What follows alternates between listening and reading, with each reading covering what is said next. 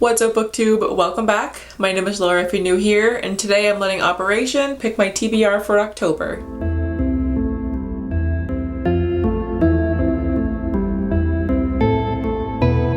Can y'all believe it's officially been a whole ass year since the first time I did my Operation TBR game? Because like time is going way too fast for me. I don't like it.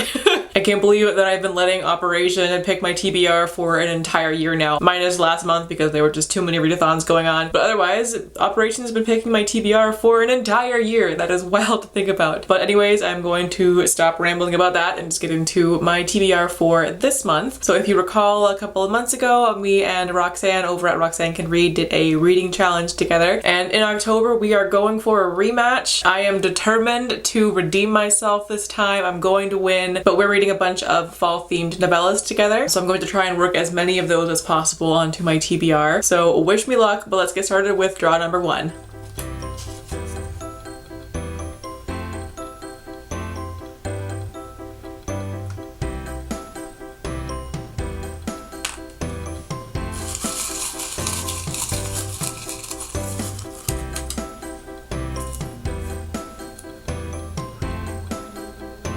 For my first draw, I have to read a YA fantasy, and for this one I'm going to be reading The Taking of Jake Livingston by Brian Douglas. This one is a YA paranormal horror about a kid named Jake Livingston who is able to see the dead. They usually don't interact with them except for this one ghost named Sawyer, who is the ghost of a school shooter. But Sawyer has some kind of evil plan for the afterlife, and he needs Jake's help to do it. Obviously, Jake has no intentions of helping him, and so bodies start turning up as Sawyer tries to force Jake into helping him, and our story goes from there. So this is definitely a much darker YA than I'm used to. I don't really read like this specific genre of fantasy too often, but everybody has been raving about this book, saying how good it is, so I wanted to give it a shot. And this is one of the books that me and Roxanne are going to be reading together.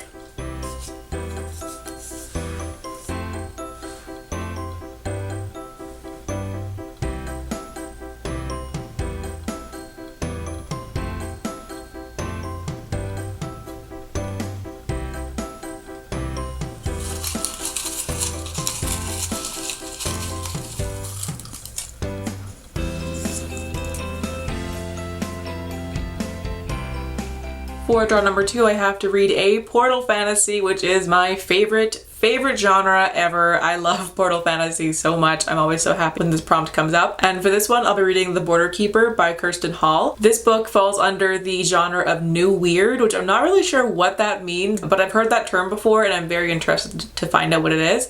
I'm expecting it to be weird. But for this one, I'm not entirely sure how to describe what it's about. But from what I've gathered, there's a woman who lives like kind of on the border between our world and like the spirit world, and a man comes to her to ask for a favor, and that he has to travel through the 999 worlds of the spirit realm, and then things go from there. So it sounds like a really interesting read. I really have no idea what else is going to happen in this one, but I really want to go into this one like kind of blind and just see where it takes me. It sounds like there's going to be a lot to it. It's a very short book. It's like under 250 pages, and again, this is the one that me and Roxanne are reading together, so I'm very happy that I was able to work it on here, and yeah, I can't wait to get to this one.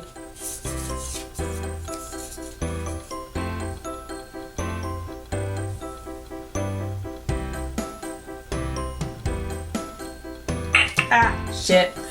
Scared the crap out of me. Oh my god.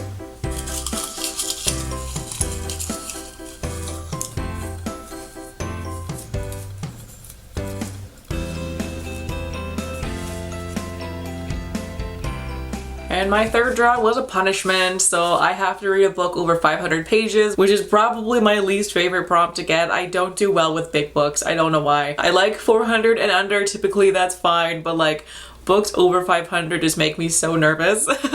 But for this prompt, I'm going to be reading Blood and Honey by Shelby Mahurin. This is the sequel to Serpent and Dove, which I read 2 years ago now, I think it was, and I own the full trilogy, but I still haven't gotten around to the rest of the books.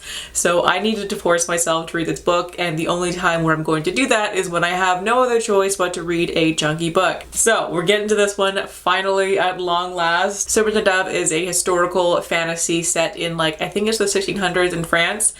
and it follows a witch and a witch hunter who are forced to get married. In the beginning of the book, he obviously has no idea that she is a witch, otherwise he would have murdered her. But these two fucking hate each other. They cannot stand each other. But given that it is a fantasy romance, they do end up falling in love, and a lot of shit goes down from there. So I was not the biggest fan of Serpent and the Dove. I obviously liked it enough to buy the other 2 books in the series, but it's not like my favorite thing ever. But I have heard that it gets better the farther on you go, so I'm hoping I will like it, and eventually the 3rd book whenever I get to it. But yeah, so that's what we're reading for this one. I'm also just in love with this cover. Like, it's so pretty. I love the design of this entire series. It was so well done.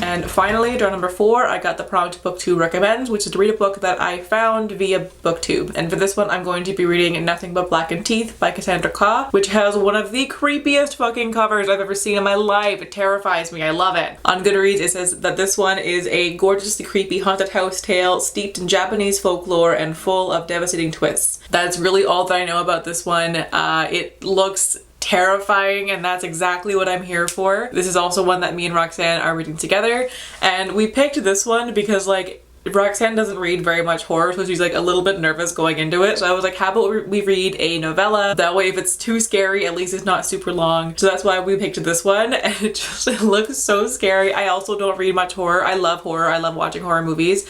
I just don't read it very often. So I'm also not that accustomed to reading like really scary things. So hopefully I also like it. I think I will because I love horror in general. But yeah, I can't wait to get to this one. I hope it scares the shit out of me. So that is it for my October TBR. I was able to work 3 out of 5 books for me and Roxanne's reading challenge, so that's really good. I'm sure that I'll be reading other things here and there as well, but I think because it is Halloween, spooky season, anything else that I read, I'm just going to let myself kind of mood read all of these wonderfully creepy kind of Halloween reads, so I can't wait for them. So I hope that I get to do a whole bunch of reading in October and just get my fill of spooky goodness. But that'll do it for today's video, so let me know what books you're reading for October. Any recommendations for fall vibe reads are always appreciated. But thank you so much for watching. I hope you're all having a fantastic day wherever you are in the world, and I will catch you in the next video. Bye!